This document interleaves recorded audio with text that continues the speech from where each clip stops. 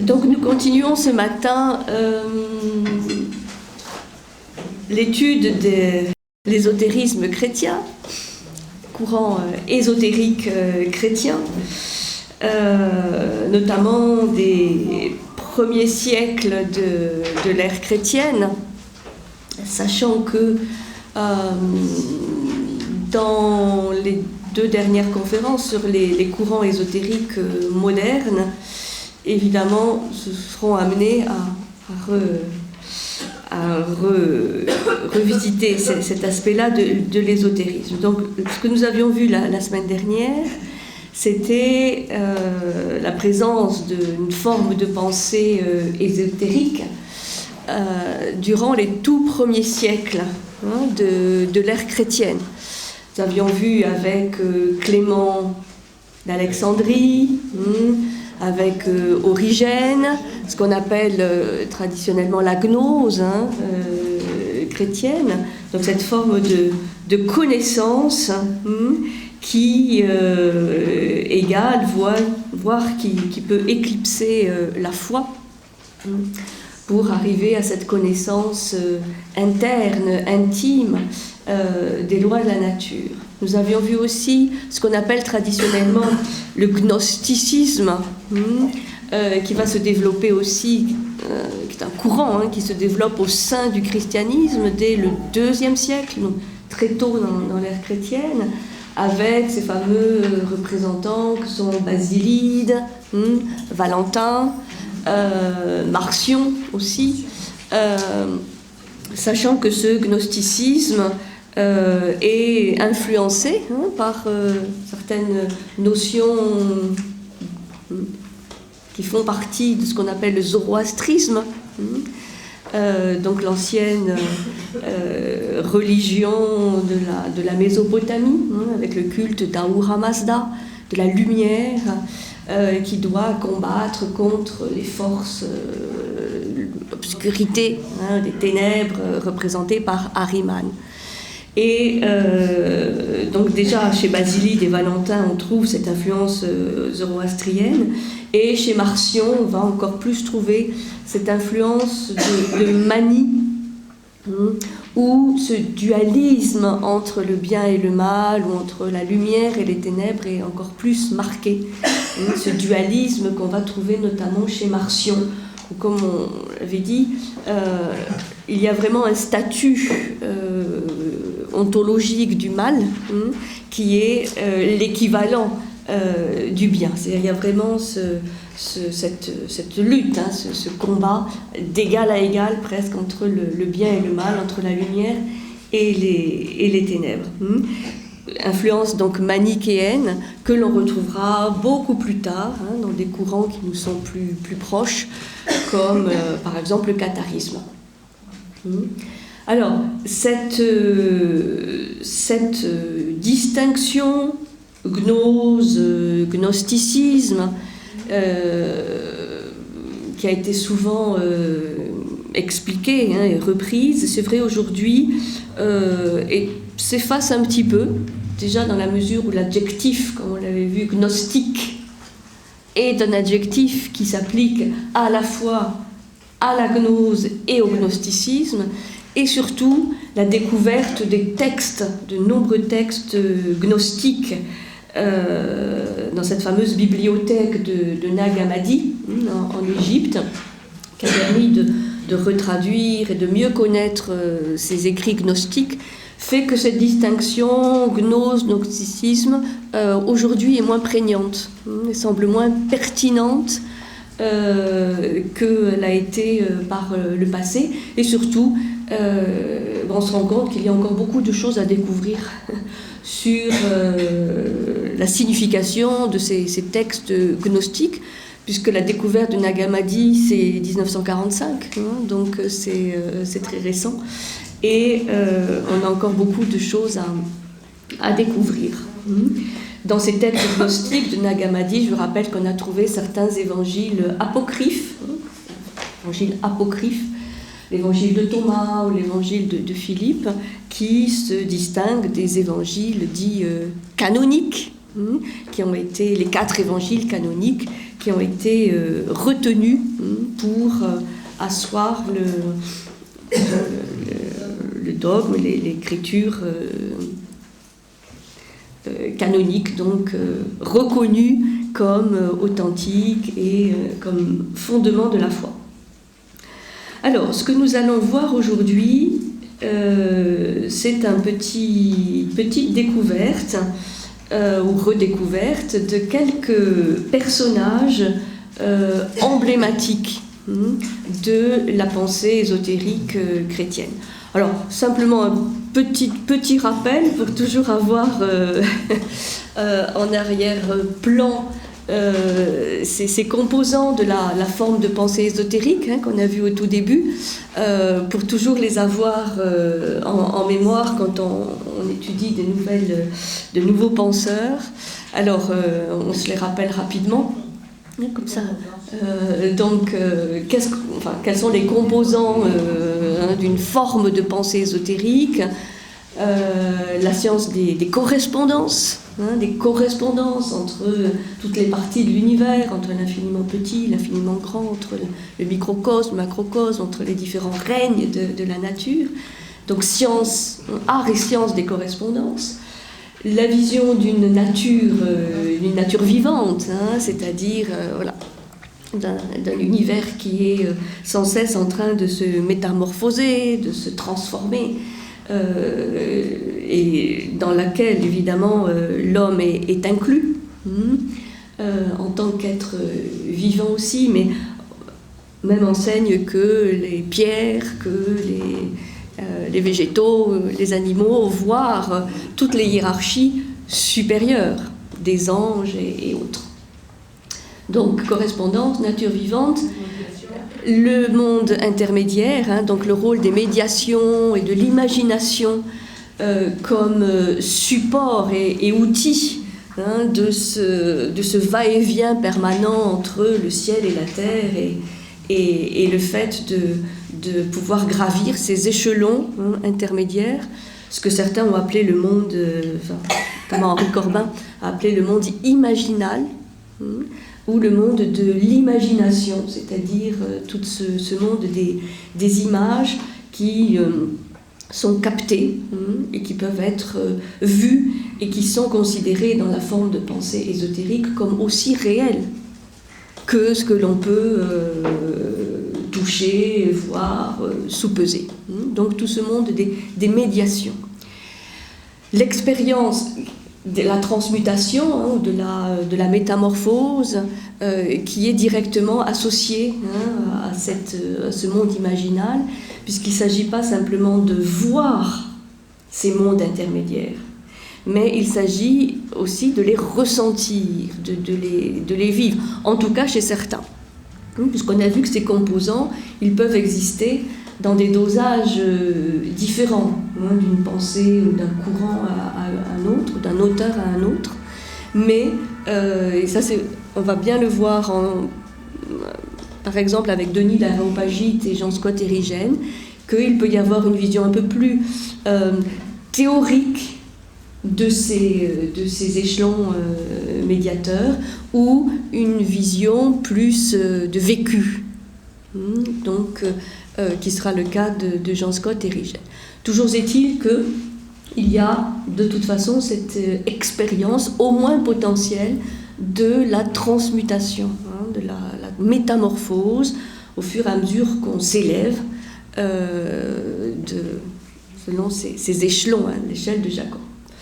Ça, c'est les 4 composants donc, essentiels. Et puis, on a vu les 2 autres qui sont moins essentiels, mais que l'on retrouve aussi, qui est l'expérience de la transmission, ou la nécessité de la transmission, donc d'une sorte d'initiation dans une chaîne de maître à disciple, pour non seulement transmettre les enseignements, mais aussi transmettre ce vécu éventuel de la transmutation ou de l'initiation. Et l'idée de concordance, qu'on n'a pas vu beaucoup jusqu'à maintenant, c'est normal, qu'on verra beaucoup plus à partir de la Renaissance et à l'époque moderne, puisque c'est l'idée que non seulement différentes traditions ou courants ésotériques convergent, c'est-à-dire ont des points communs, mais au-delà de ça, qu'il y aurait une tradition dite primordiale qui en serait l'origine, mais aussi l'aboutissement. Une tradition qui chapeaute les traditions. Enfin, voilà, pour se remettre un petit peu dans le bain de ces caractéristiques de cette forme de pensée ésotérique. Donc aujourd'hui, nous allons évoquer quelques personnages clés de la pensée ésotérique du christianisme, là encore, des premiers siècles, jusqu'au bas Moyen-Âge, puisqu'on verra qu'il y a vraiment une rupture qui va s'opérer dans les mentalités à partir du XVIe, XVIIe siècle. Mais que jusqu'alors, donc pendant toute la période du haut Moyen-Âge, du Moyen-Âge proprement dit, jusqu'à la Renaissance, eh bien, on voit que ces courants ésotériques non seulement traversent la théologie chrétienne, mais en font partie. C'est-à-dire que ce ne sont pas des courants marginaux, ce ne sont pas des courants secondaires, ce sont des courants et des pensées qui font partie intégrante de la théologie chrétienne, même si parfois il y aura certaines œuvres qui seront jugées hérétiques, qui seront condamnées. Mais ce qu'il faut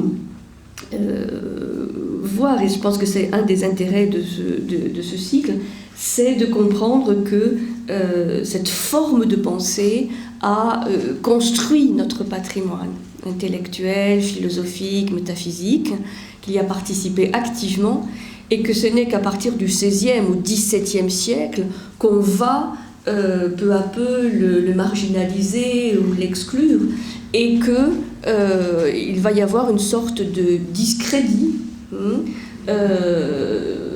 jeté sur cette forme de pensée, sauf évidemment pour les courants qui s'appelleront ésotériques, qui vont essayer de sauvegarder, mais de manière un peu disparate et dispersée, ces éléments.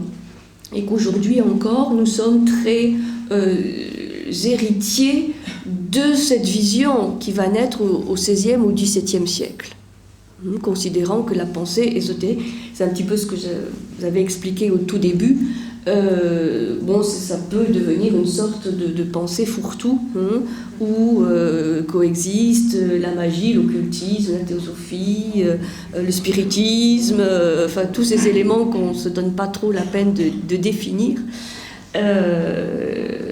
et qui sont différents, il faut bien différencier de la pensée ésotérique. Alors, le premier personnage que j'ai choisi, sans évidemment que tout ceci soit exhaustif, mais c'est pour vous donner quelques points de repère et puis peut-être vous donner envie de lire ces auteurs.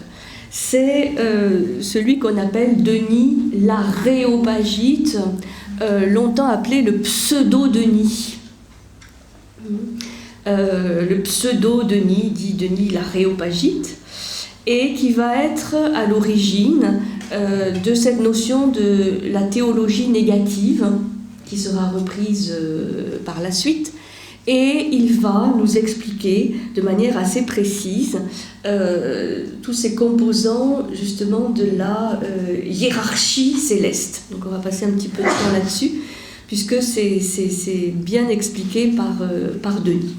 Alors Denis a été longtemps, et est encore un personnage mystérieux, pour ça un pseudo Denis l'Aréopagite, parce que il s'est présenté symboliquement comme l'Athénien converti par Paul lors de son discours à l'Aréopage, d'où ce surnom qu'il s'est donné, mais évidemment il n'est pas du tout un contemporain de Paul. Il est en fait, c'est un néo-platonicien, converti certes au christianisme, mais qui a vécu au 5e, 6e siècle de notre ère. Donc, plusieurs siècles après Paul, mais il se réfère symboliquement à ce personnage converti par Paul sur l'Aréopage. Et c'est un des plus grands théologiens de son temps, donc du très haut Moyen-Âge, 5e, 6e siècle. Alors, ce pseudo-Denis, il va être fortement inspiré des idées de Proclus et de la fameuse théologie platonicienne de Proclus. Donc Proclus, un des derniers néo-platoniciens, et il va écrire en grec. Donc au VIe siècle, plusieurs livres intitulés entre autres Théologie mystique, les noms divins, les différents noms que prend Dieu, les noms divins, et la hiérarchie céleste, dont je vais vous lire quelques petits extraits. Ce qui le caractérise, entre autres, c'est qu'il va tirer de l'écriture, donc de l'écriture sainte chrétienne, une vision qui est assez originale, justement de la médiation, donc des mondes intermédiaires, de ces mondes médians. Et il va nous expliquer que cette hiérarchie céleste est comme une Énéade, donc à 9 étages. En cela, peut-être, il s'inspire de Plotin, avec une triple triade d'entités angéliques. Donc 3 fois une trinité ou une triade d'éléments intermédiaires qui vont relier Dieu à l'homme. Donc dans un premier temps, Dieu à l'homme, donc comme dans un processus d'émanation, et dans un deuxième temps, l'homme à Dieu.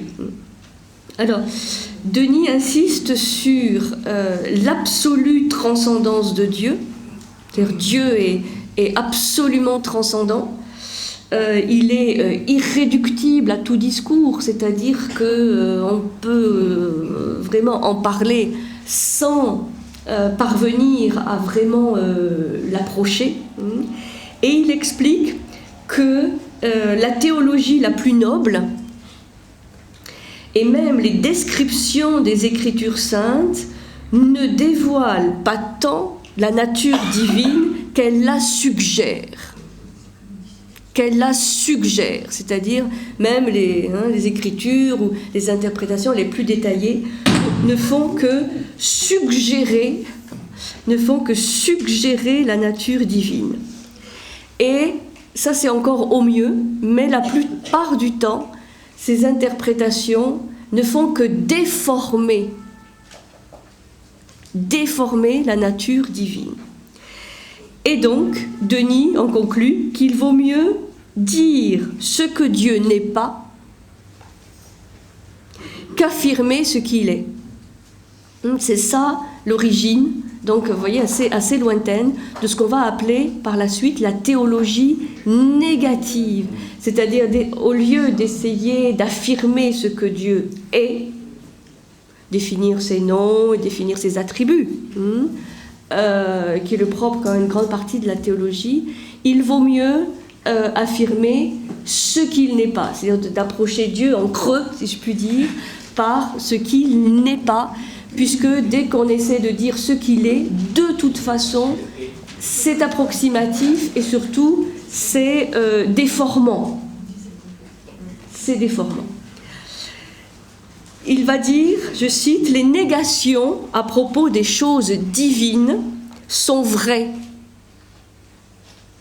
tandis que les affirmations sont difformes. » C'est-à-dire que sont source d'erreurs.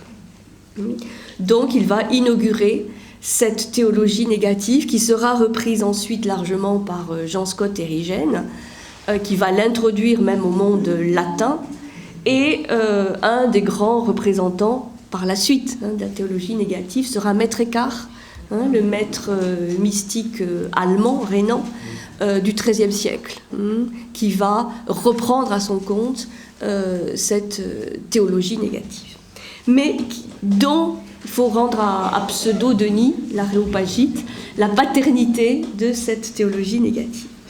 Donc il explique que, dans son ouvrage La hiérarchie céleste, que c'est Dieu qui prend l'initiative de se révéler et qu'il le fait par pure bonté et qu'il va également par pur amour et pur débordement de bonté partager sa lumière avec les anges.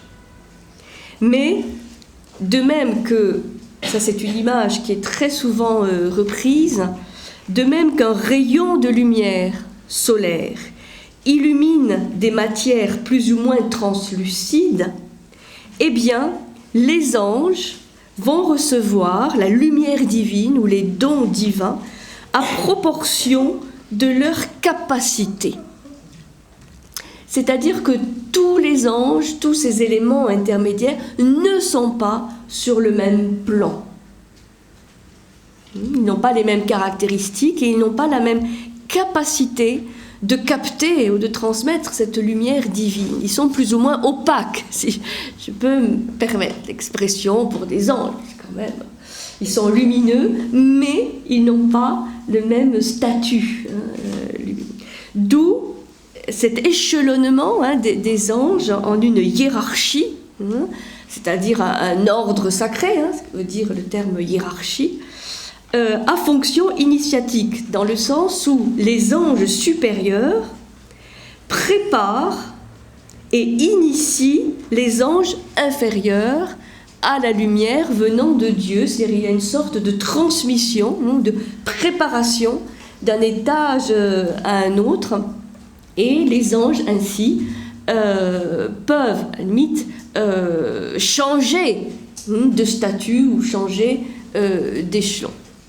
Enfin, c'est en tout cas ce que Denis explique dans sa hiérarchie céleste. Alors, quels sont les noms qu'il va donner à cette hiérarchie céleste? Les anges supérieurs, ce sont les séraphins, les chérubins et les trônes. Séraphins, chérubins et trônes, qui, eux, contemplent Dieu dans la louange. Ils sont en adoration, en louange, face à Dieu. Donc c'est les plus proches de Dieu. Trône comme un trône. Comme un trône, TRO accent circonflexe, NES, trône. Ils illuminent, c'est vraiment un schéma néo-platonicien. Inspiré de Plotin, de Proclus, c'est-à-dire que le fait de contempler Dieu ou de contempler l'étage supérieur, le plan supérieur, permet de devenir soi-même fécond et de pouvoir émaner quelque chose qui n'appartient pas à l'ange proprement dit, mais dont il est simplement un canal, c'est-à-dire un médiateur. Mais cette capacité de transmettre vient du fait qu'il y a contemplation. L'ange se tourne vers Dieu ou vers l'ange qui lui est supérieur, et ainsi, c'est ça qu'on appelle l'initiation, il peut à son tour transmettre. Et bien évidemment, il va y avoir une analogie par le biais des correspondances entre ce que peut faire un ange et ce que peut faire l'être humain. C'est-à-dire, si l'être humain veut être à son tour médiateur ou passeur de lumière, il va devoir contempler, c'est-à-dire se convertir, tourner son regard vers la source et l'origine de la lumière.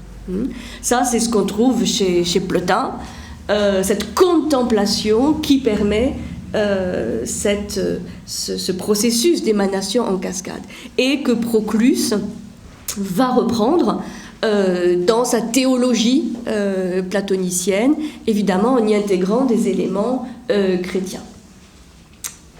Donc, premier niveau. Ensuite, ils vont donc illuminer le rang suivant, qui est constitué des dominations, des vertus et des puissances. C'est le nom que donne Denis à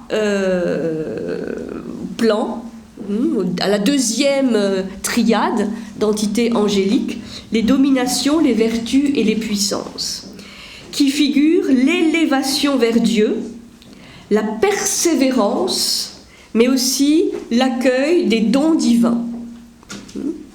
Je vous lirai les petits textes après. Et le troisième et dernier rang est constitué des principautés, comme principautés, les archanges et les anges, qui ont cette mission de révéler les lumières d'en haut aux hommes. Là, on a la troisième triade dans le processus en cascade qui, lui, est en relation avec les hommes.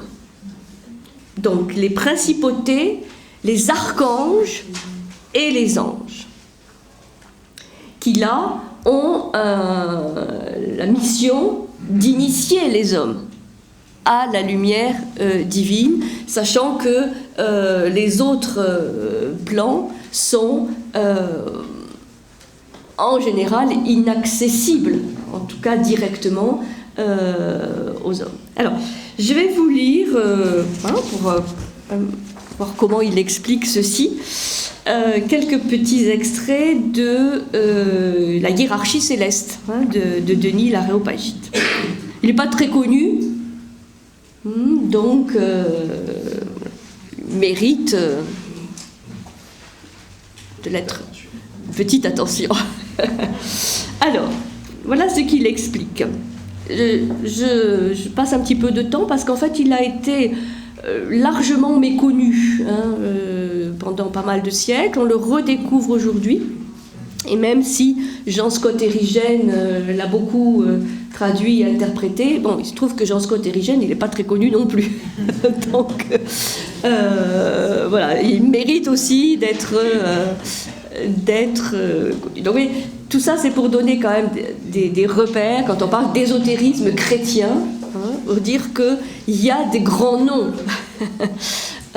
dans cette pensée ésotérique chrétienne, et c'était franchement pas des farfelus, des gens très, très rigoureux et sérieux. Donc, je dis ça au cas où on pourrait encore penser ceci. Alors, la hiérarchie céleste, la beauté qui convient à Dieu, communique à chaque être, selon son mérite, une part de sa propre lumière. Et elle le parfait par la plus divine initiation, en revêtant de sa propre forme, de façon harmonieuse et stable, ce qu'elle a parfait. Il y a une sorte de transmission. Là, on voit bien l'idée de transmission d'une forme glorieuse, une forme lumineuse à l'échelon inférieur. C'est comme si on revêt la forme, à un moment donné, de l'échelon supérieur. On s'en revêt, on s'en habille. Le but de la hiérarchie est donc de conférer aux créatures, autant qu'il se peut, la ressemblance divine et de les unir à Dieu. De ces sectateurs, elle fait elle-même de parfaites images de Dieu, des miroirs d'une pleine transparence et sans tache, aptes à recevoir le rayon du feu fondamental. Alors, l'image du miroir, le miroir d'une pleine transparence, ça c'est une image extrêmement fréquente qu'on va retrouver aussi énormément dans l'ésotérisme de l'islam. Chez Al-Farabi, chez Ibn Arabi, qui va parler du miroir épiphanique de l'âme, c'est-à-dire l'âme comme un miroir dans lequel va se refléter la lumière divine. Donc c'est une image absolument universelle, puisqu'on le trouve là, chez un chrétien, on va le trouver en islam, on va le trouver aussi évidemment dans la Kabbale. Une image de la lumière, du miroir. Puis, ayant saintement reçu la plénitude de sa splendeur, être capable ensuite de transmettre libéralement cette lumière même aux êtres inférieurs. C'est pour ça qu'il y a cette idée de beauté surabondante, de lumière surabondante, de bonté surabondante. Puisque Dieu va délivrer cette lumière par une sorte de plénitude, de surabondance, de beauté et de bonté. Et vous vous rappelez que chez Plotin, le beau est aussi le beau, le bon, mais le beau aussi est une des expressions de la plénitude divine. La béatitude divine est elle-même sainte pureté, lumière, initiation transcendante à la pureté même et à la lumière, elle-même principe de toute hiérarchie, transcendante pourtant à tout ordre sacral. Bon. Là, c'est vraiment un texte, je trouve, très, très beau, très explicite de cette notion de médiation, donc de hiérarchie intermédiaire. Alors, séraphins, chérubins et trônes, c'est le premier ordre des essences célestes. Celui qui fait cercle autour de Dieu et dans son immédiat voisinage. Voilà. C'est le premier cercle, le plus proche de Dieu, qui entoure sa perpétuelle connaissance d'une ronde simple et continue, celui qui, grâce à cette stabilité perpétuellement mouvante qui convient à des anges et qu'il possède au plus haut degré, peut non seulement contempler d'un regard pur une foule de spectacles bienheureux, mais encore recevoir l'illumination des splendeurs simples et immédiates et se repaître de la manne divine. Voilà, donc c'est les plus proches qui reçoivent vraiment l'illumination divine. Donc, vous voyez, il peut y avoir à la fois transcendance, c'est-à-dire vraiment d'un statut vraiment ontologiquement différent de Dieu absolu, dont l'indicible, l'absolu, l'innommable, et en même temps, par cette hiérarchie céleste, être en contact, peut-être pas avec Dieu directement, mais avec sa lumière. C'est-à-dire quand même une émanation directe de la puissance divine. Alors, tous les noms attribués aux intelligences célestes signifient leurs aptitudes, aptitudes respectives à recevoir la forme divine. Il y avait la notion de mérite un petit peu avant, la aptitude. La sainte appellation de séraphin signifie pour qui sait l'hébreu « ceux qui brûlent ». L'appellation de chérubin, effusion de sagesse, enseigne d'autre part l'aptitude à connaître et à contempler Dieu. Quant au nom de trône très sublime et très lumineux, il indique l'absence totale en eux de toute concession aux biens inférieurs. C'est-à-dire, là, et ça sera différent pour les anges, le dernier étage des anges, aucune concession aux biens inférieurs. C'est-à-dire, ce sont des entités qui sont constamment dans la lumière, dans la louange, qui ne participent pas du monde terrestre, du monde de la matière. Chérubin, effusion de sagesse. Ensuite, domination, vertus et pouvoir. Le nom révélateur de sainte domination signifie, je crois, une élévation spirituelle, libre et exempte de toute compromission terrestre. Donc là aussi, on est dans l'élévation. On est moins dans l'union, la communion, mais dans l'élévation. En ce qui concerne les saintes vertus, leur nom indique une certaine puissance inébranlable dans tous les actes par lesquels elles se conforment à Dieu.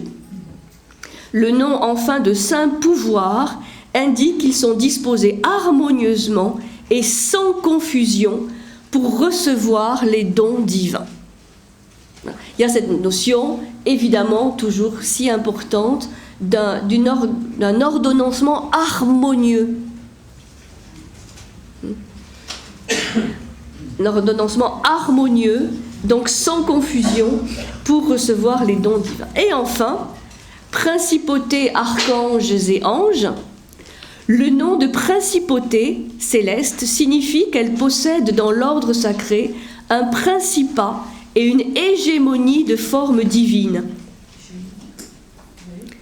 Le pouvoir de se convertir entièrement au principe qui est au-dessus de tout principe et de conduire les autres vers lui avec une autorité primordiale. Donc là, on voit le rôle qui se dessine de guider, de guider, d'orienter les humains vers le principe supérieur. L'ordre sacré des archanges, grâce à sa place intermédiaire dans la hiérarchie, entre tout ensemble en communion avec les très saintes principautés et avec les saints anges. C'est-à-dire, il y a toujours cette idée que dans les triades, ces éléments triadiques 1, 2, 3, celui qui est en deuxième position a un rôle particulièrement médiateur. Ce qui est vrai de toute trinité. C'est-à-dire, ces trinités sont médiatrices, mais au sein même de la trinité, le deuxième élément fait le lien entre le premier et le troisième. Et ça sera vrai de la trinité chrétienne et de toutes les trinités que l'on peut voir de par le monde, dans toutes les religions. C'est pour ça qu'il insiste là, les archanges ont un rôle médiateur entre les principautés et les anges. C'est pour ça que les archanges, dans un certain nombre de textes, sont si importants. Archange Gabriel ou d'autres. De là vient que la théologie réserve aux anges le soin de notre hiérarchie, appelant Michel l'archonte du peuple juif et d'autres anges les archontes des autres nations, car le Très-Haut a établi les frontières des nations selon le nombre des anges de Dieu. C'est-à-dire que selon les nations, selon les religions, selon les peuples, il y aura différents anges ou archanges qui seront célébrés. Bon. Alors, c'était un petit peu longue là-dessus, mais c'est déjà pour lire un petit peu de Denis, parce que il va quand même avoir un rôle très important dans les siècles postérieurs, et on fera quand même souvent référence à cette hiérarchie céleste. Donc, les œuvres de Denis, vous avez compris, ou sa vision, est associée à ce qu'on appelle la théologie de la lumière. Théologie de la lumière, qui est une théologie d'inspiration grecque, enfin des pères grecs, et que plus tard on opposera à la théologie latine, puisqu'à partir notamment du XIIe, XIIIe siècle va dominer la théologie latine, qui mettra beaucoup moins l'accent sur ce principe de la lumière. C'est pour ça que, comme on l'avait vu un petit peu la dernière fois, l'Église orthodoxe, elle sera beaucoup plus fidèle et plus longtemps à cette théologie de la lumière. Et du Christ cosmocrator, créateur, et alors que la théologie latine mettra plus l'accent sur le Christ souffrant, sur le péché et sur le Christ souffrant sur la croix. Voilà, donc il y a cette opposition, mais qui n'existe pas encore au moment de Denis. Lui, il est dans cette tradition de la lumière. Homme, tu es lumière et tu retourneras à la lumière. On peut dire un peu ça la devise de cette théologie, et non pas poussière, et tu retourneras à la poussière. Donc, cette théologie de la lumière et ces œuvres de Denis vont avoir une influence considérable sur un certain nombre de mystiques les ésotéristes, mais aussi des mystiques, notamment les mystiques d'Orient et d'Occident, là c'est assez universel, mais aussi sur des théologiens, puisque même saint Thomas, qui est quand même le grand représentant de la théologie latine, même saint Thomas va citer le pseudo Denis autant que saint Augustin ou Aristote. Et on peut dire aujourd'hui que ce Denis l'Aréopagite est redécouvert et lu de nouveau avec intérêt après plusieurs siècles un peu d'oubli. Alors, un qui l'a beaucoup étudié, c'est notre deuxième personnage, qui est Jean Scott Erigen. Alors, à ne pas confondre avec Duns Scott, c'est un autre personnage, peut-être plus connu que Jean Scott Erigen. Alors, Jean Scott Erigen, c'est un moine, donc c'est un chrétien, un moine religieux venu d'Irlande, qui a vécu au IXe siècle.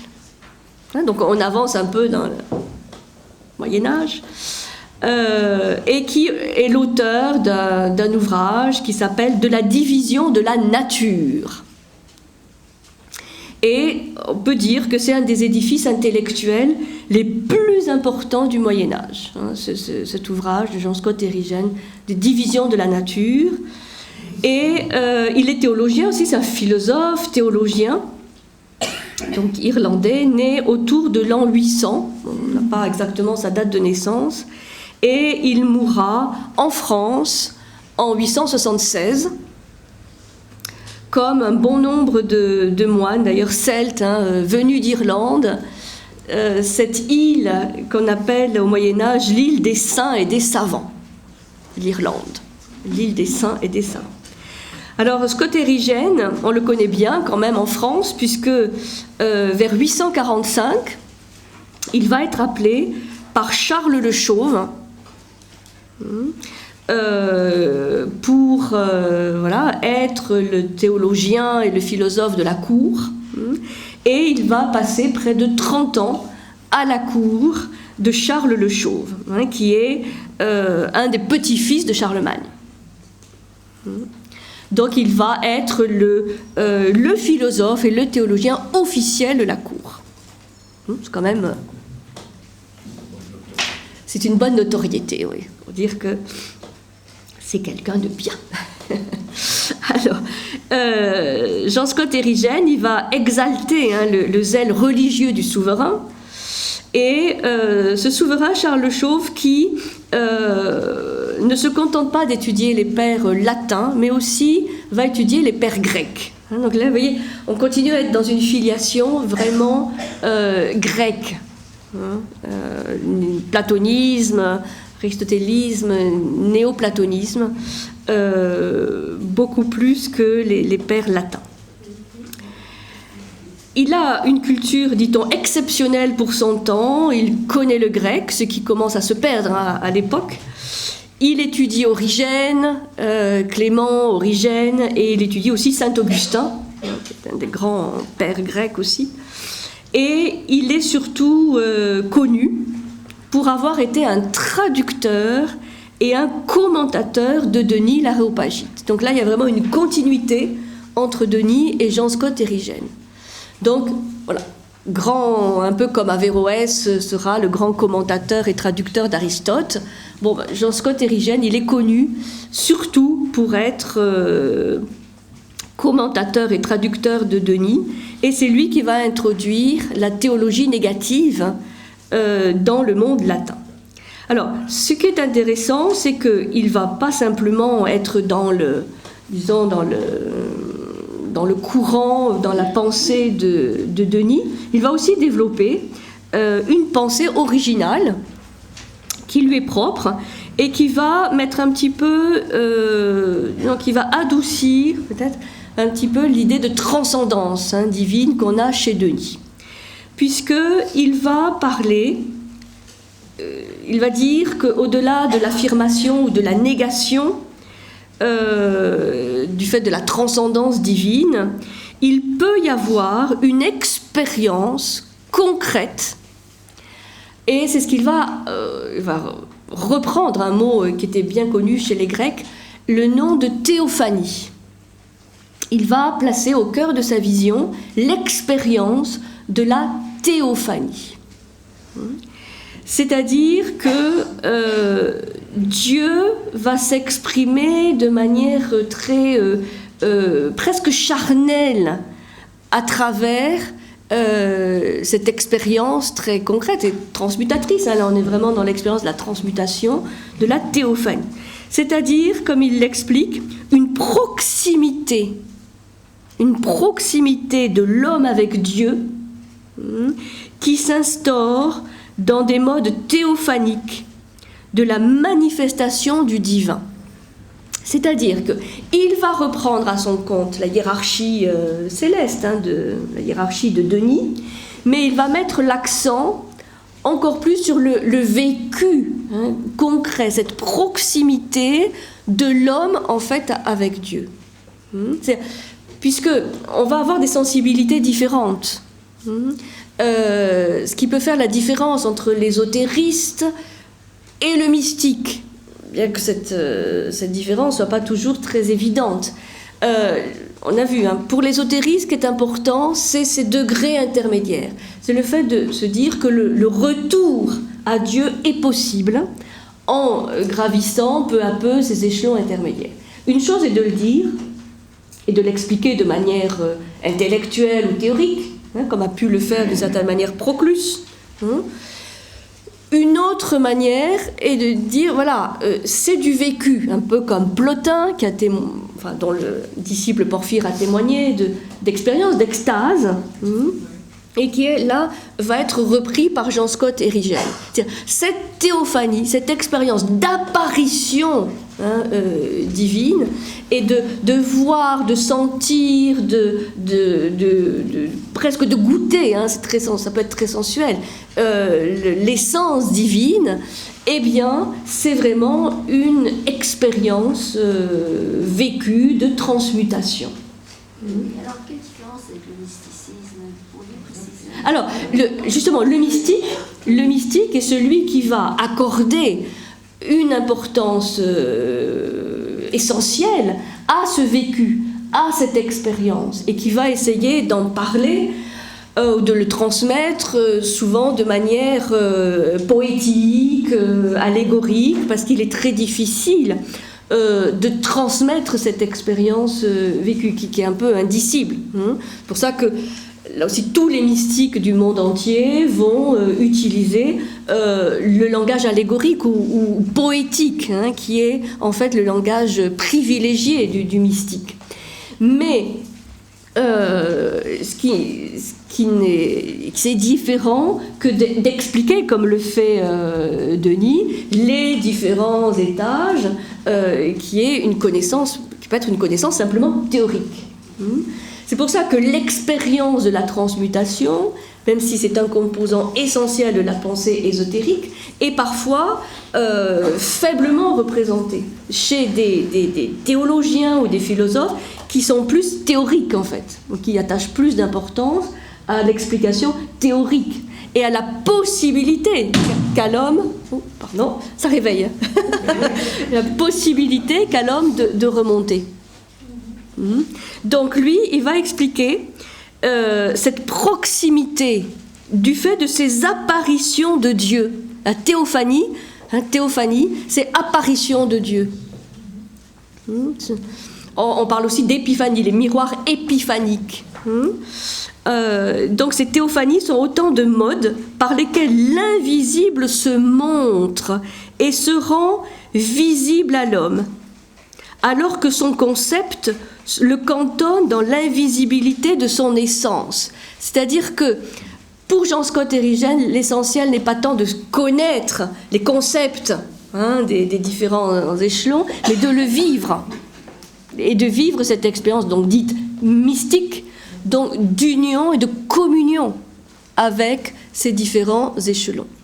Et que c'est cette expérience indicible et difficilement transmissible qui va être essentielle pour Erigen. Il dit voici un exemple de cette théophanie, et il se réfère à l'Écriture. Hein. Je vis le Seigneur assis, ou d'autres formules analogues, c'est-à-dire à partir du moment où les sens, que ce soit la vue, l'ouïe, presque le toucher, sont engagés, là on peut parler d'une expérience mystique. C'est vraiment vécu avec les sens. Et les sens qui sont les sens habituels, hein, de la vue, de l'odorat, de l'ouïe, mais qui sont quelque part sublimés, enfin, tellement fins que, pas transcendants, non, justement, parce que là on est plus dans de l'immanence, hein, puisque ça peut être même très charnel, hein, d'une jouissance spirituelle supérieure, mais qui engage vraiment les sens. Alors que le concept, comme il le dit très bien, le concept cantonne dans l'invisibilité de son essence. C'est-à-dire, le concept fait partie de la forme de pensée ésotérique, mais en général, il y a en plus cette expérience de la transmutation, qui est là vraiment plus une expérience mystique. C'est pour ça que vous pouvez avoir des ésotéristes qui ne sont pas mystiques et des mystiques qui ne sont pas forcément ésotériques, puisque pour quand même la forme de pensée ésotérique, il faut qu'il y ait cet aspect conceptuel aussi, et pas que le vécu. Hildegard de Bingen, pour moi, quelqu'un qui allie les deux, qui est mystique et qui est à la fois, va développer une forme de pensée ésotérique. Comment ? Le Christ ? Sûrement. Oui. Il parle sous forme d'allégorie, là, et en même temps, il fait l'expérience. Oui. Il expérimente avec les sens. Oui. Il exprime cet invisible. Oui. Donc on peut dire que c'est pas mystique. Voilà, et peut-être encore au-delà. Mais oui, ce côté vécu, évidemment, est important. Et où il se place là, avec Denis Lamont-Pagite et Jean-Scott Thierigène? Où est le Christ là? On parle de Dieu, des anges, mais on ne parle pas du Christ. Il est... parce qu'à l'époque, disons, en tout cas pour certains comme Denis, la Trinité classique, enfin du Père, du Fils et du Saint-Esprit, est à la limite un sujet secondaire d'investigation par rapport à la hiérarchie céleste. Donc c'est Dieu. Donc la Trinité divine, elle fait partie de cette transcendance, hein, de l'inconnaissable. Et c'est plus tard, disons, qu'il y aura beaucoup de polémiques et de discussions sur la Trinité. Alors, pour revenir à Jean-Scott Thierigène, donc la théophanie, et il va aussi développer une vision originale de la nature. Alors ça, c'est important, qui montre bien son appartenance à la forme de pensée ésotérique, c'est-à-dire que la nature est revalorisée, elle est magnifiée, ce qui va revenir en force à partir du XIIe siècle, à travers la pensée de l'islam, mais là, la nature continue à être vue comme le point de départ, hein, de l'émanation divine, et surtout le terme aussi. C'est-à-dire, il explique que la nature est comme un cercle qui part de l'être suprême, qui part du suprême et revient à lui. Donc il y a cette notion de nature vivante qui est l'expression de Dieu, et surtout qui est là où Dieu va revenir.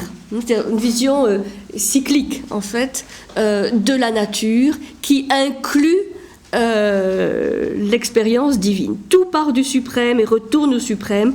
Tous les êtres créés se résorbent dans le Créateur. Donc, vision d'une nature vivante, d'une nature divine, qui est le point de départ et le point d'arrivée de la création. Bon, en dehors de ça, il va être un théologien quand même émérite qui va beaucoup interpréter l'Évangile selon saint Jean, qui va étudier aussi la pensée de saint Augustin et qui va prendre part aux querelles déjà sur la nature de Dieu. Il va encourir les foudres de plusieurs conciles pour panthéisme, à cause justement de cette vision de la nature divine, de ce panthéisme, c'est-à-dire Dieu est dans tout, ce que veut dire panthéisme. Et évidemment, cette accusation de panthéisme, elle ne sera jamais vraiment prouvée, mais il va avoir donc un peu ce blâme d'être mis un petit peu au banc de l'Église. Et il est pourtant lu et étudié pendant tout le Moyen-Âge. C'est intéressant aussi de voir ses origines irlandaises. C'est important dans sa vision, puisque cette culture celte dont il est l'héritier a un grand goût pour l'imaginaire, et notamment pour cette nature un peu magique, avec ces différents plans de la nature qui correspondent. On le reverra ça avec le Graal, les chevaliers, la table ronde, la quête du Graal, où cette nature à travers la fée Viviane, la fée Morgane, Merlin l'enchanteur, c'est toute une mentalité donc qui vient probablement du fond celte, qui voit cette nature comme un grand tout et sans séparation entre l'homme et les autres entités plus merveilleuses. Il y a une notion de merveilleux qui est importante. Donc Jean Scott Erigen est héritier aussi de cette vision celte, qui magnifie la lumière aussi. Cette vision celte irlandaise, c'est vraiment la direction vers la lumière des lumières. Alors il finira quand même en 865 par être dénoncé comme hérétique par le pape Nicolas Ier. Mais voyez, ce qui est important de se rappeler, c'est que même s'il est blâmé par des conciles ou même jugé hérétique, il a une énorme influence et une énorme notoriété dans le monde médiéval de l'époque. Et il va demeurer en France malgré cette dénonciation et mourra donc en 876 en France, sur sa terre d'accueil. Alors ces œuvres vont être censurées par l'Église puisqu'il est jugé hérétique, et ce qu'il faut savoir, c'est qu'elles viennent d'être réhabilitées par le pape Benoît XVI lors de d'une audience générale du 10 juin 2009.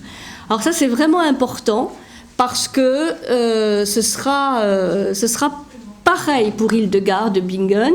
En 2012, elle sera élevée par Benoît XVI au rang de docteur de l'Église. Elle sera canonisée et docteur de l'Église, ce qui est la plus haute distinction de l'Église catholique. Mais il va falloir attendre, vous voyez, 2009, 2012. Donc c'est voilà. Et ça fait partie de quelque chose qui n'est pas forcément connu du pontificat de Benoît XVI, puisque quand même pour réhabiliter Scott Erigen ou Hildegard de Bingen, ça veut dire que c'est une ouverture extraordinaire vers des hérétiques, enfin des gens qui ont été considérés comme hérétiques, pour panthéisme ou autre vision de la Trinité, puisque c'était ça, entre autres, pour Hildegard, et qui sont aujourd'hui complètement réhabilités et même considérés comme grands docteurs de l'Église. Ce qui veut dire que ce n'est pas simplement leur vie qui est considérée comme exemplaire, mais leurs œuvres.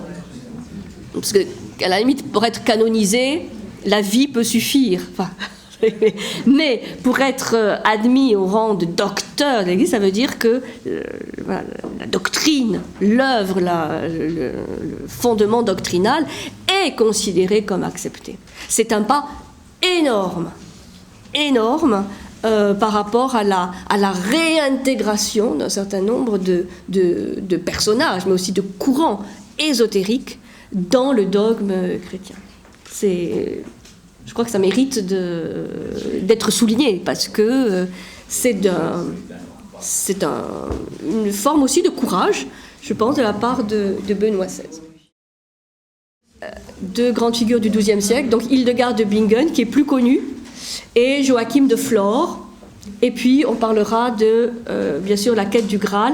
Et aussi, je voudrais terminer par quelques éléments sur deux sciences et deux disciplines qui vont connaître un engouement et une apogée extraordinaire à partir du XIIe siècle, du XIIe au XVIe, qui sont respectivement l'astrologie et l'alchimie. Et je garderai l'hermétisme, parce que ça mérite un long développement, pour l'ésotérisme moderne, puisqu'il va y avoir une résurgence aussi de l'hermétisme à partir de la Renaissance. Mais déjà quelques éléments sur l'astrologie et sur l'alchimie, aussi pour voir à quel point ces disciplines étaient intégrées, et notamment chez des œuvres des théologiens chrétiens, à la cour des rois et des princes, l'astrologie et l'alchimie avaient leur lettre de noblesse. Elle l'est toujours, non. Non. Pas comme elle a pu l'être à ce moment-là, où tous les souverains avaient leurs astrologues, et où l'alchimie n'était pas considérée comme simplement la précurseur de la chimie ou le parent pauvre de l'alchimie. Il y a quand même, et ça on l'étudiera bien avec les courants ésotériques modernes, il y a une rupture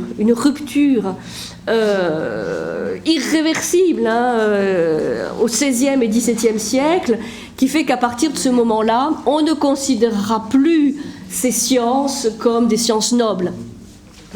Alors, c'est pas qu'aujourd'hui, voilà, ça n'existe plus du tout, mais ce sont des petits morceaux, des bribes qui subsistent dans certains courants ésotériques, mais ça n'a plus rien à voir. Ça n'a plus rien à voir avec ce que ça a pu être à une époque. Et comme il y a un phénomène d'oubli qui se passe, je crois que c'est important de se rappeler cette période du Moyen-Âge, ou du XIIe ou XIIIe siècle, où sur toutes les façades des églises et des cathédrales, vous aviez les signes du zodiaque, vous aviez des médaillons alchimiques, et ceci était intégré à part entière dans la vision religieuse. Ils n'étaient pas considérés hérétiques ou mineurs. Ça, je crois que il faut vraiment bien se rappeler ça. Bon, on va faire la petite pause. J'ai eu à la pause, je traiterai à la fois pour l'ésotérisme de l'islam, mais aussi l'ésotérisme plus contemporain, moderne, ces notions d'imagination. Enfin, qu'est-ce qu'on entend vraiment par l'imagination, toute cette science des médiations, pour approfondir un peu et ne pas le considérer simplement comme quelque chose qui s'oppose à la raison. Enfin, je pense que c'est important. Alors, oui, Hildegard.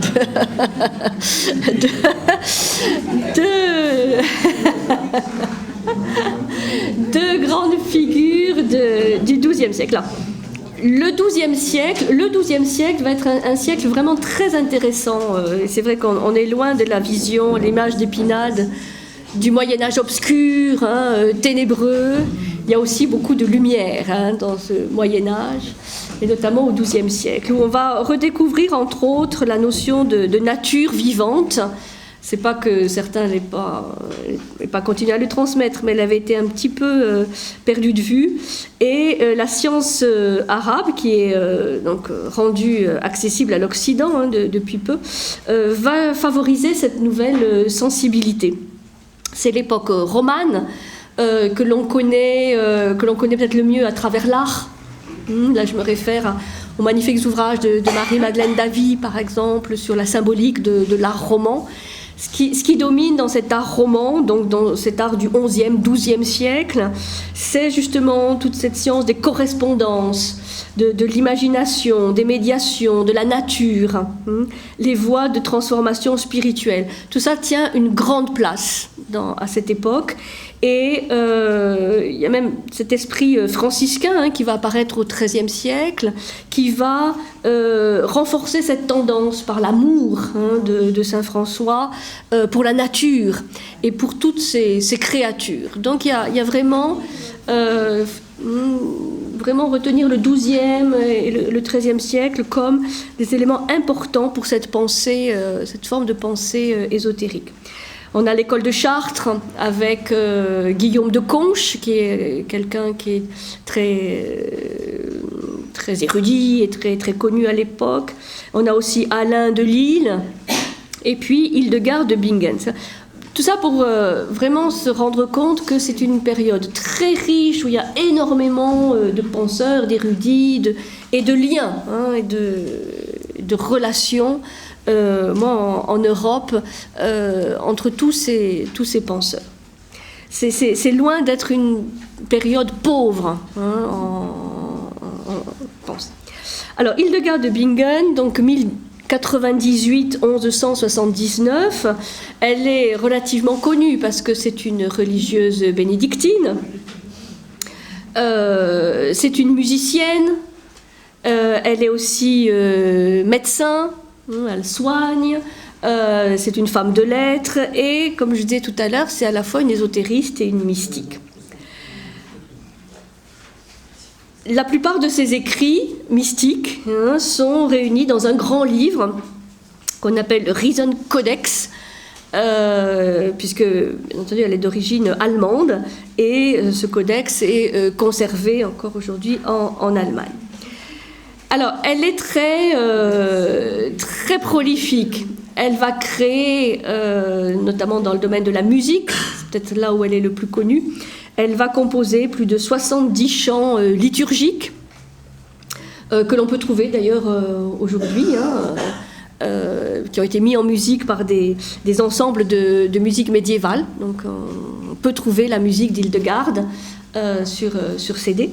Elle a aussi composé un drame liturgique intitulé Le jeu des vertus, pour expliquer tout le tiraillement de l'âme humaine entre l'aspect obscur et l'aspect lumineux. Et elle est aussi réputée pour sa grande pharmacopée. Donc elle était médecin, soignée. Et elle a une très grande connaissance de tout ce que la nature peut offrir en matière de traitement. Donc elle connaissait bien les simples, les plantes médicinales, mais aussi, ça c'est un exemple pour comprendre justement le côté ésotérique, pas simplement les plantes, mais aussi les minéraux. Et là, c'est vraiment cette idée des correspondances. C'est-à-dire là, on a vraiment, chez Hildegard, cette idée de nature vivante et des correspondances entre les métaux, les minéraux, les plantes, les animaux, voilà, tous les règnes de la nature.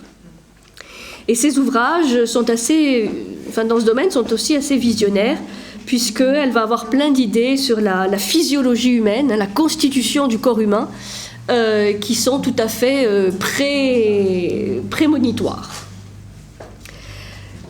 Donc elle écrit en général dans un langage très imagé. Alors, simplement une petite citation pour donner un exemple de ce que ça veut dire, cette connaissance des correspondances sur les pierres précieuses, sur l'émeraude. L'émeraude. Voilà ce qu'elle dit de l'émeraude. L'émeraude pousse tôt le matin, au lever du soleil, lorsque ce dernier devient puissant et amorce sa trajectoire dans le ciel. À cette heure, l'herbe est particulièrement verte et fraîche sur la terre, car l'air est encore frais et le soleil déjà chaud.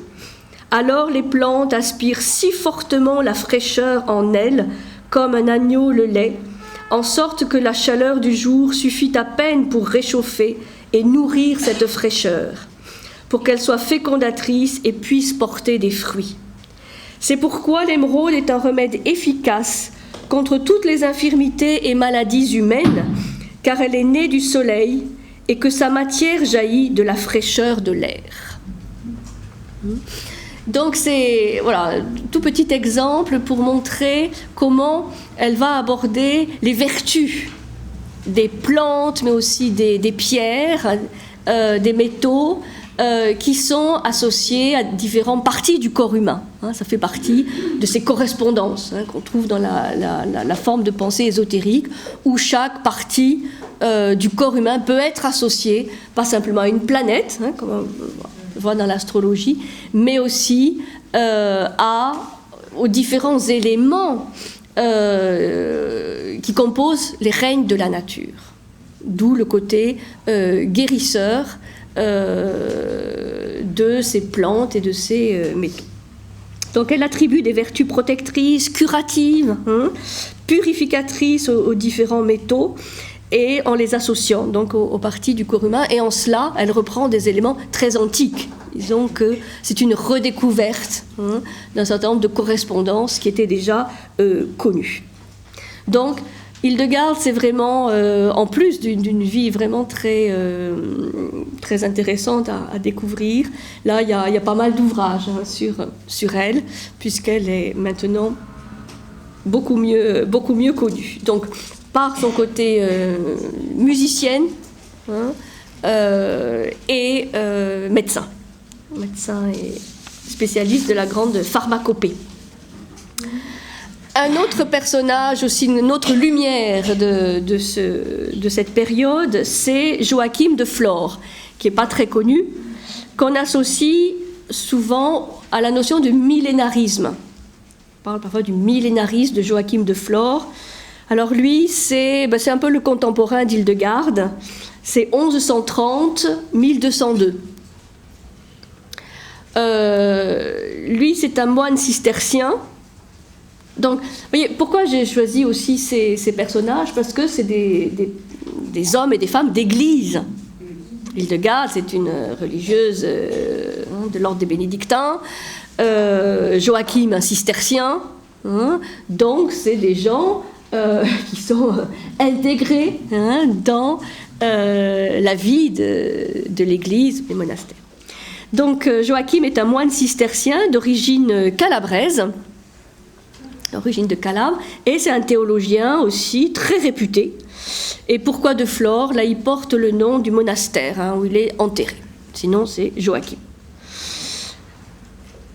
On le connaît, enfin, il est cité par Dante dans sa grande œuvre, qui place l'abbaye de Flore dans son paradis, à côté de Saint Bonaventure, une grande figure de la théologie du XIIIe siècle. Et il fait dire à Saint Bonaventure: auprès de moi brille Joachim, abbé de Calabre, doué de l'esprit prophétique. Doué de l'esprit prophétique. Joachim est connu par, justement, ses prophéties et sa vision prophétique de l'écriture. En fait, il se trouve que le pape, qui doit être Urbain III à l'époque, lui demande une interprétation du livre de l'Apocalypse. Il y a plusieurs livres qui ont fait l'objet de moult interprétations. Il y a l'évangile Saint-Jean, selon Saint-Jean, et l'Apocalypse, parce qu'évidemment c'est un texte extrêmement mystérieux. Je ne sais pas si vous avez déjà lu l'Apocalypse. C'est étrange, plus qu'étrange. Donc le pape lui demande une interprétation, un travail d'investigation sur l'Apocalypse. Et pendant qu'il est en train d'essayer de percer le sens caché de l'Apocalypse, il a une illumination qui va lui faire réexaminer les Écritures selon de nouvelles règles d'interprétation. Et donc, il va apporter, c'est vraiment son apport principal, une nouvelle interprétation des Écritures, et notamment tout ce qui a trait à l'eschatologie, c'est-à-dire l'étude des fins dernières de l'homme et du monde, jugement dernier et au-delà. Et voilà donc ce que va dire Joachim. Il va dire, dans un ouvrage qu'il va écrire sur la concorde des deux testaments, que les réalités de l'Ancien et du Nouveau Testament entrent en concordance les unes avec les autres. Donc là on a cette idée de concordance, c'est-à-dire qu'au lieu de s'opposer, l'Ancien Testament pour la religion juive et le Nouveau pour la nouvelle religion chrétienne, il dit, en fait, il y a des correspondances, il y a une concordance entre les deux testaments. Ça veut dire que l'histoire a un sens. C'est pour ça cette idée de millénarisme, de côté prophétique. Il dit, l'existence des deux testaments prouve l'existence de deux âges, celui du Père et celui du Fils.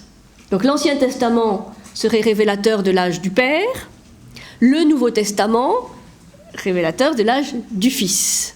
Et, bon, vous imaginez la suite, qu'il va y avoir un troisième âge à venir, d'où le côté prophétique, qui sera celui de l'Esprit, du Saint-Esprit. Donc troisième élément de la Trinité. Et pour lui, l'Apocalypse est comme un nouvel évangile, c'est-à-dire la bonne nouvelle. Évangile, ça veut dire bonne nouvelle. Et cet Apocalypse, cette révélation, parce que c'est aussi ça que veut dire Apocalypse, cette révélation, ce retrait du voile, apporterait une compréhension totale du monde et de l'histoire. C'est-à-dire qu'il va falloir attendre ce troisième âge, cet âge à venir, l'âge de l'esprit, qui serait donc décrit par l'Apocalypse, pour comprendre la logique et le sens de l'histoire. C'est-à-dire que l'histoire, donc, continue de s'écrire, de se dérouler, et qu'il y a donc une évolution entre l'Ancien, le Nouveau Testament, et ce statut vraiment très particulier de l'Apocalypse qui définit l'âge à venir. Donc, ce qu'il va expliquer dans un autre ouvrage, qui s'appelle l'Expositio, c'est que l'âge de l'esprit, donc l'âge à venir, va être d'une spiritualité intense. Et c'est ainsi qu'il interprète l'idée du millénium de l'Apocalypse, c'est-à-dire cette période où les fidèles régneront avec le Messie. Alors, millénium pendant 1000 ans, sachant que pour lui, évidemment, ce 1000 ans, ce millénium, est à prendre au niveau symbolique. C'est-à-dire que ça suppose une grande période ou une période de plénitude, et pas forcément 1000 ans, stricto sensu. Il annonce aussi que cette transition vers l'âge de l'esprit s'accompagnera de convulsions, que ça ne va pas se faire dans la tranquillité et la paix, et qu'il y aura des figures antagonistes qui vont apparaître. Donc là, de nouveau, on va retrouver ce combat entre les forces de la lumière et des ténèbres. C'est-à-dire les lumières des ténèbres, de l'obscurité, étant les forces qui vont quelque part empêcher ou s'opposer à l'avènement de ce nouvel âge, de l'âge de l'esprit. Alors, il va être honoré, reconnu de son vivant par la papauté. Il a vraiment la protection du pape. Et ce n'est qu'après sa mort où il sera blâmé notamment pour son désaccord avec Pierre Lombard. Pierre Lombard, c'est un théologien extrêmement réputé de la fin du XIIe siècle, et il sera blâmé pourquoi ? Parce qu'on le soupçonne, en tout cas Pierre Lombard soupçonne Joachim de croire à l'existence de 3 essences divines distinctes au sein de la Trinité. Parce que ça, vous savez, ça fait partie de la grande querelle, notamment du Filioque et d'autres, c'est-à-dire quel est le statut de ces 3 personnes, de ces 3 identités, du Père, du Fils et du Saint-Esprit, au sein de la Trinité. Et c'est tout sauf simple, cette histoire. Ça reste un mystère non résolu. C'est-à-dire, est-ce que cette Trinité, c'est toujours le mystère du un et du multiple, et du triple. Est-ce que ce sont 3 essences, 3 existences, 3 identités séparées, ou est-ce que ce ne sont que des hypostases, c'est-à-dire des reflets d'une seule et même unité? Voilà, donc là, il faut savoir, même si aujourd'hui ça peut sembler un peu lointain, que c'est une querelle qui a agité plusieurs siècles, vraiment plusieurs siècles chez les théologiens latins, et que le schisme avec les théologiens grecs orthodoxes vient aussi en grande partie de là, du statut de cette unité triple, de cette trinité. Donc Joachim, comme il y a cette séparation de l'âge du Père, du Fils et de l'Esprit, est soupçonné de considérer qu'il y a vraiment 3 essences qui ont le même statut, si vous voulez. Alors, c'est pas le panthéisme, parce que là, il n'y a pas ce côté charnel du Dieu en tout, mais c'est le statut, là, vraiment, de la Trinité et des essences. Sont des essences, ne sont pas des essences. Et donc, il est blâmé. Mais bon, c'est après sa mort, simplement. Donc, durant sa vie, il a été très lu et très reconnu. Il est extrêmement lu et continue à être lu chez les dominicains, chez les franciscains. Il continue à être une référence importante. Il a été ensuite aussi beaucoup récupéré par d'autres mouvements un peu prophétiques ou millénaristes, mais dans une toute autre perspective, puisque chacun a interprété, enfin beaucoup ont interprété à leur manière, cet âge à venir. Donc, pour Hegel, vous savez, le grand philosophe de l'histoire, cet âge de l'esprit, il va l'interpréter comme étant l'âge de la réforme. C'est une manière de récupérer un peu cette idée prophétique de l'âge de l'esprit. Auguste Comte va dire non, c'est la science, c'est l'âge de la science. Le positivisme va récupérer cette idée aussi d'âge de l'esprit, donc dans une vision beaucoup plus laïque évidemment. Et Renan aussi va dire que ce sera l'âge de la science. C'est-à-dire que cette idée d'un nouvel âge, d'un âge à venir, de ce nouveau millénaire, va faire florès, mais va être complètement déformé et transformé par eux. Mais disons que cette demande du pape a conduit Joachim à avoir toute une lecture de l'Apocalypse vraiment différente de celle qui était la vision dominante. Alors, en quoi est-ce un ésotériste ? Eh bien, je crois essentiellement par là vraiment cette herméneutique, ce côté un peu caché ou nouveau, cette interprétation nouvelle qu'il va donner de l'écriture, notamment de l'Apocalypse. Donc ça donne envie de relire l'Apocalypse ou de la lire.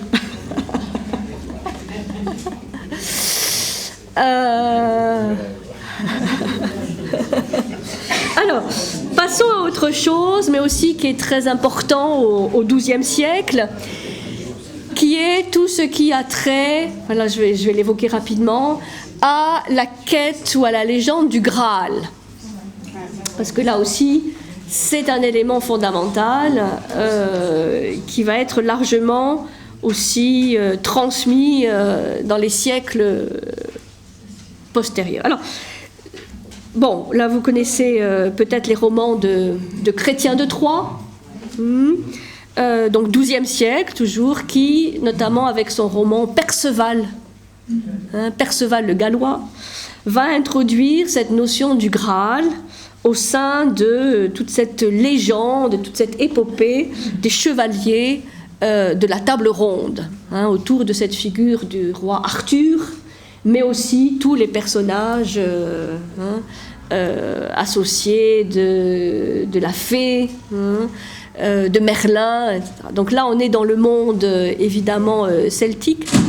Donc ce qu'on pense, c'est que cette légende, cette quête du Graal est en fait une christianisation d'un patrimoine celtique, un patrimoine païen celte, et où le Graal, qui est en fait une coupe, une sorte de coupe creuse, lumineuse, va être associé dans ce processus de christianisation au calice qui recueille le sang du Christ. Mais sachant que la symbolique, le symbole du Graal, est beaucoup plus bien antérieure, beaucoup plus ancienne que l'histoire du calice du Christ.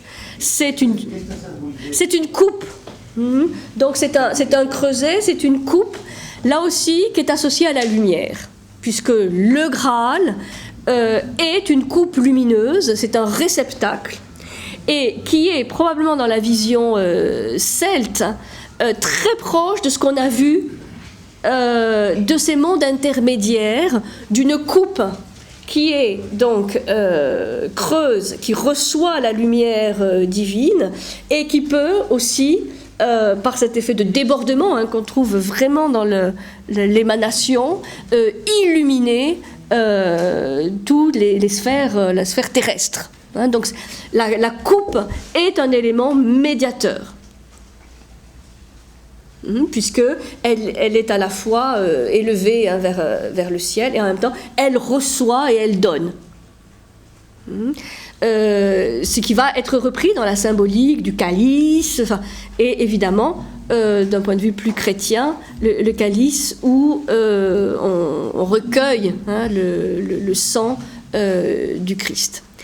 Mais donc c'est toute une tradition vraiment extrêmement ancienne, où en fait ce Graal, cette coupe, est un symbole universel. Parce qu'on va le trouver dans d'autres tradis. Donc il y a aussi il y a cette idée de médiation. Le Graal est à la fois quelque chose qui fait l'objet d'une quête qu'on va rechercher, qui est la connaissance. C'est la connaissance intime, la connaissance profonde. Certains vont après l'associer au soi, puisque c'est une figure qui va être reprise par les psychologues. Jung va parler du Graal, Henri Corbin, René Guénon, tous les grands ésotéristes, symbole alchimique aussi, vont reprendre cette symbolique qui est associée donc au creuset, creuset alchimique, à la lumière, à la transmutation, et donc à la fois la voie qui amène à la connaissance et cette connaissance même. Donc c'est l'idée qui va se développer autour de la quête du Graal, d'une connaissance réservée à celui qui est initié, qui est accompagné, et cette idée de transmutation, donc là évidemment domine, avec toute cette quête des chevaliers, la table ronde, qui vont faire leurs exploits, et l'idée d'une chevalerie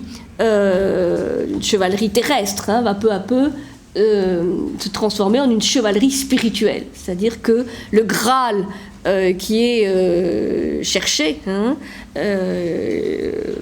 qui explique la quête du Graal, n'est pas un territoire, n'est pas le pouvoir terrestre ou temporel, mais un pouvoir spirituel. Dans la quête d'El Saint Graal, d'un auteur cistercien paru en 1220, Galahad, vous savez qui est celui qui va trouver le Graal, dit avoir vu dans le saint vase des choses dévoilées normalement au seul ministre de Jésus-Christ. C'est-à-dire que, là on a l'idée de cette discipline de l'arcane, du secret, de la connaissance cachée, qui est donc contenue dans cette symbolique du Graal. Comme on va trouver, comme chez Clément d'Alexandrie, il y a cette idée que cette connaissance peut être redoutable pour celui qui n'est pas prêt à la recevoir. C'est-à-dire qu'elle elle peut être destructrice, cette connaissance, s'il n'y a pas une préparation progressive pour recevoir cette connaissance intime. Le Graal donc, est un secret d'unité aussi, c'est le retour à l'unité, symbole d'accomplissement. Donc, c'est vrai que là, on va retrouver ces éléments propres à la culture celte, d'une nature vivante où les différents règnes sont au service, ou peuvent se mettre au service de celui qui cherche la connaissance. Mais pour ça, il faut entamer un dialogue avec ces forces de la nature. Donc être capable de dialoguer avec Merlin, avec Viviane, avec Morgane, avec tous ces personnages qui sont autant d'appui ou pas, selon la préparation, disons, du candidat. Alors, il faut savoir que cette légende, ou cette quête du Graal, toute cette épopée du Graal, a eu un succès considérable au Moyen-Âge, à partir des romans justement de Chrétien de Troyes, et que c'est un thème qui va tomber dans l'oubli. Et il faudra attendre le XIXe siècle pour qu'il soit remis au goût du jour, et là qu'il procure un engouement absolument extraordinaire auprès d'un certain nombre d'ésotéristes. Donc j'ai cité Henri Corbin, René Guénon, Jung aussi, qui va s'intéresser à la symbolique du Graal, et aussi ce qui permet de comprendre pourquoi dans cette fameuse forêt de Brocéliande, de Pimpon, on va reconstituer, recréer presque de toutes pièces la fontaine, cette forêt magique de la légende arthurienne. Parce que ça va être avec toute la culture romantique, la philosophie de la nature et le romantisme, notamment allemand, qui va se développer. Et donc là, ça va donner toutes les romans, les figurations tout à fait un peu à l'eau de rose, mais qu'on connaît encore aujourd'hui par un certain nombre de romans. Voilà. Mais il y a là aussi un niveau d'interprétation et de compréhension extrêmement profonde sur l'individuation. C'est ce que Jung va appeler la quête du soi. Donc la quête du Graal, c'est la quête de l'unité, la quête du soi. Ouais. Ouais. Alors, donc lisez les romans de Chrétien de Troyes, ça c'est vraiment magnifique. Toute la chevalerie de la table ronde. Alors, pour finir, un peu rapidement, mais je reprendrai un peu plus prochaine fois, le rôle de l'astrologie et de l'alchimie, parce que ça, c'est vraiment clé.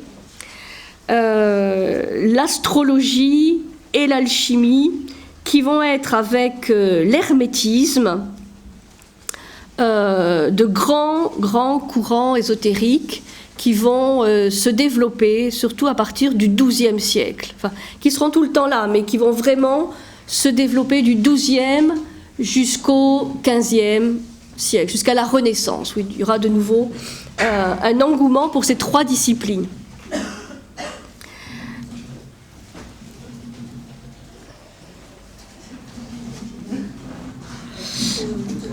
Alors, ce qu'il faut bien comprendre, c'est que, comme je disais tout à l'heure, ces trois disciplines, l'hermétisme, l'astrologie et l'alchimie, vont être transmis au sein de l'Église. C'est-à-dire que ce ne sont pas des éléments de marge ou considérés en dehors de la théologie chrétienne. Ils font partie intégrante de la théologie chrétienne. Alors, en quelques mots, je reprendrai plus longuement une autre fois. Bon, il faut savoir que par rapport à l'astrologie, qu'est-ce que c'est que l'astrologie? C'est l'étude de l'influence des astres qui s'appuie sur les positions du Soleil, de la Lune, de toutes les constellations qui composent le zodiaque, la roue des animaux. Donc le zodiaque, la roue des animaux, est un élément important de cette idée de la nature vivante. Parce que ces constellations sont animées, elles sont vivantes, et l'astrologie donc étudie l'influence de ces astres sur l'être humain, sur tous les règnes de la nature. C'est pas comme l'astronomie qui étudie les positions respectives des astres. Là, c'est vraiment l'influence des astres sur la Terre et sur l'être humain. Alors, l'Église a toujours reconnu que les astres ont une influence sur les mécanismes terrestres.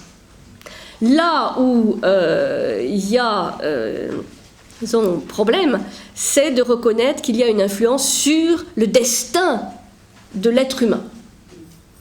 Que les astres influencent les marées, qu'il y a des éclipses, qu'il y a un certain nombre d'influences sur les mécanismes terrestres, ou même, oui, sur la culture, oui.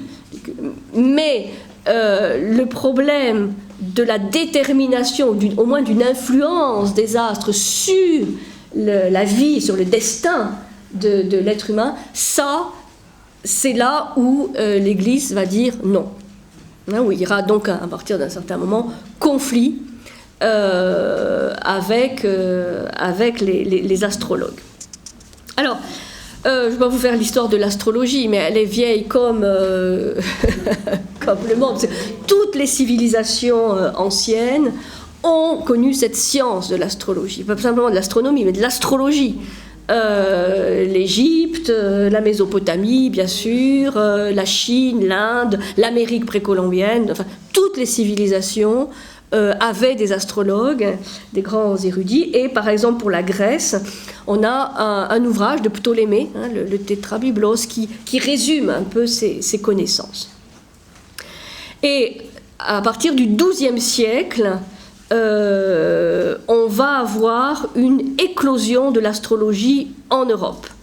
Avant le XIIe, il y avait eu le 7e, le 8e siècle, où le développement de l'astronomie arabe notamment, et des instruments de la science arabe avait fait déjà faire un grand pas à l'astrologie occidentale, mais c'est à partir du XIIe siècle que l'astrologie éclot en Europe.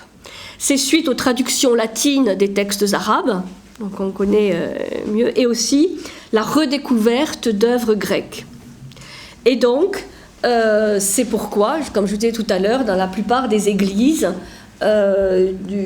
romanes, on va trouver ces représentations des signes du zodiaque, bien sûr qui sont liés avec le calendrier des moissons, des récoltes, pour les paysans, que sont les Européens en grande majorité à cette époque, mais aussi pour expliquer un peu plus ce lien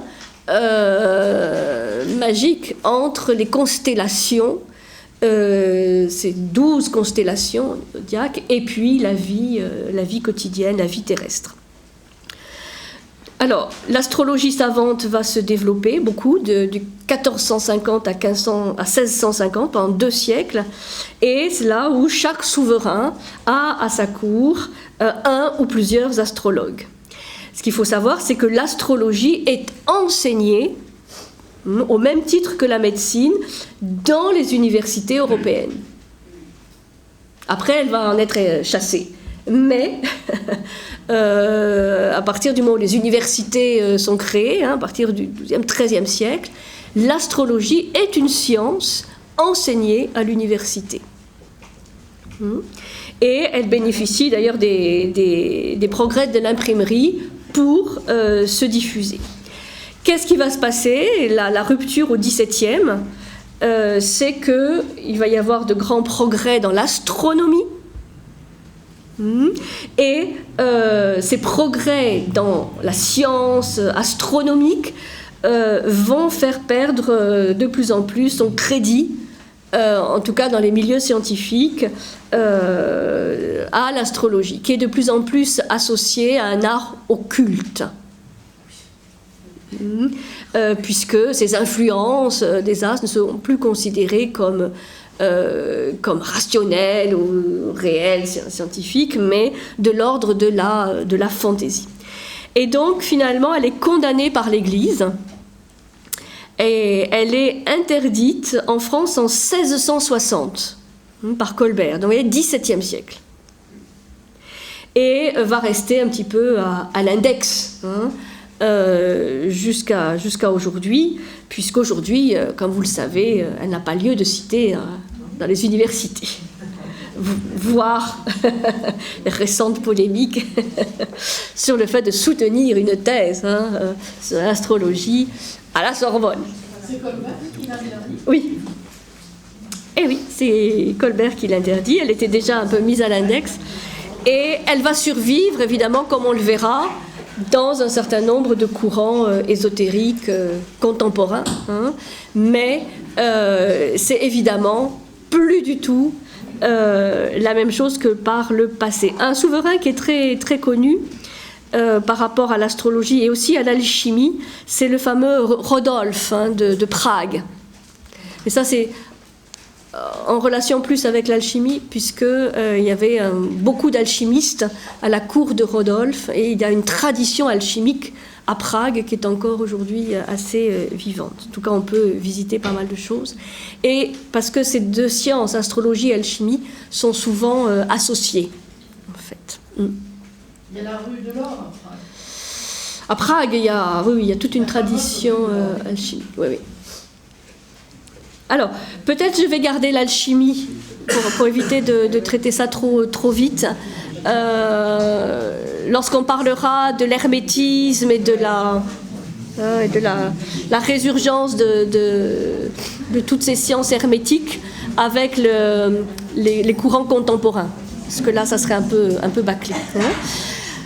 Voilà, disons, moi ce que je crois très important à retenir de ce bref voyage chez dans les courants ésotériques chrétiens, c'est de montrer la place très importante qu'avait cette pensée ésotérique, ces courants ésotériques, dans la pensée chrétienne dominante, dans la théologie chrétienne, et que ce n'est pas ce qu'on pense aujourd'hui, un courant minoritaire ou de marge. Même si, vous voyez, il y a certains éléments qui sont jugés blâmables, hérétiques, qui sont condamnés, mais il y a un foisonnement et un bouillonnement de tous ces courants qui méritent vraiment d'être mieux étudiés et qui sont plus, comme dit Antoine Fèvre, transversaux, qui traversent, plus que marginaux. C'est une pensée qui va devenir, à partir du XVIe, XVIIe siècle, plus marginale, mais qui est jusqu'alors presque dominante, ou au moins transversale, qui va irriguer tous les courants de pensée. C'est pour ça que c'est pas anodin, c'est pas neutre. Nous sommes, notre patrimoine culturel, et intellectuel, est l'héritier de l'ésotérisme, autant que de la science ou de la philosophie ou de la théologie, quoi.